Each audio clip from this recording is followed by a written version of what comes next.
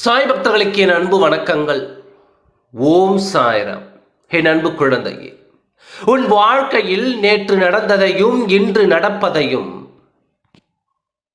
நாளை நடக்கப் போவதையும் உன் சாயப்பா உன்னிடம் ஒப்படைத்துக் கொண்டே இருப்பேன். உனக்கே தெரியாமல் என்னென்ன நடக்கின்றது என்பதை பற்றி உன்னிடம் நான் சொல்லிக்கொண்டே இருப்பேன். இப்பொழுதும் உனக்கு தெரியாத ஒரு காரியத்தை உன்னிடம் ஒப்படைக்க வந்தேன். உன் வாழ்க்கையில் இது நாள் வரை எந்த முன்னேற்றமும் வராமல் இருக்க யார் காரணம் என்று இன்று உன்னிடம் நான் சொல்லப் போகிறேன்.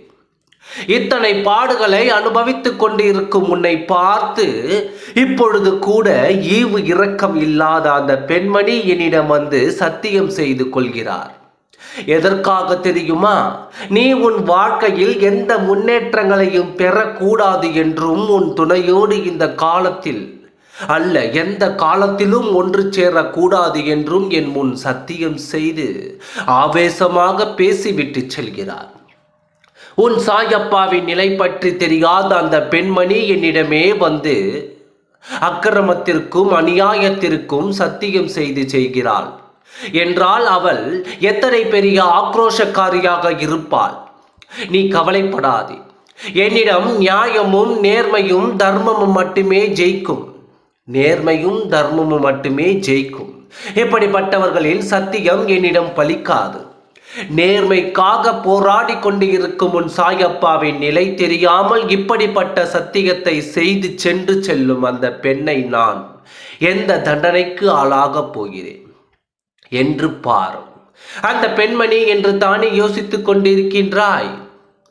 யார் அந்த பெண்மணி? முழுமையாக உன்னிடம் ஒப்படைக்க வேண்டும் என்று தான் உன் சாயப்பா வந்துள்ளேன். பொறுமையாக கேள். உன் வாழ்க்கையில் நம்பிக்கை துரோகம் செய்தவர்கள் பட்டியல் உன்னிடம் அதிகமாகவே இருக்கிறது. அந்த பட்டியலில் இருக்கும் ஒரு பெண்மணிதான் இந்த காரியத்தை செய்துள்ளது. உன்னை இன்னும் வாழ்க்கையில் மகிழ்ச்சிகள் காணக்கூடாது என்று எத்தனை ஆக்ரோஷமும் எத்தனை வெறுப்பு உன் மீது இருந்தால் என் முன்னே வந்து சத்தியம் செய்வாள். இவள் நேர்மையும் தர்மமும் இல்லாத இவளது கோரிக்கையை நான் மட்டுமல்ல எந்த தெய்வமும் ஏற்றுக்கொள்ளாது. எந்த பாவமும் அறியாத உனக்கு இத்தனை பாவத்தை உன் தலையில் போட காத்திருக்கும் இந்த பெண்மணிக்கு நான் தண்டனை கட்டாயம் கொடுப்பேன். அதுவும் உன் கண்கள் அறியும்படி நான் செய்வேன். நீ வாழக்கூடாது என்று நினைக்கும் பட்டியலில் இவள்தான் முதலாக நிற்கிறாள். இப்படி ஒரு கொடூரமான எண்ணம் கொண்ட இவளுக்கு நிம்மதியாகவும் சந்தோஷமாகவும் இருக்கிறாள் என்று நீ இது நாள் வரை வேதனைப்பட்டு கொண்டிருக்கிறாய்.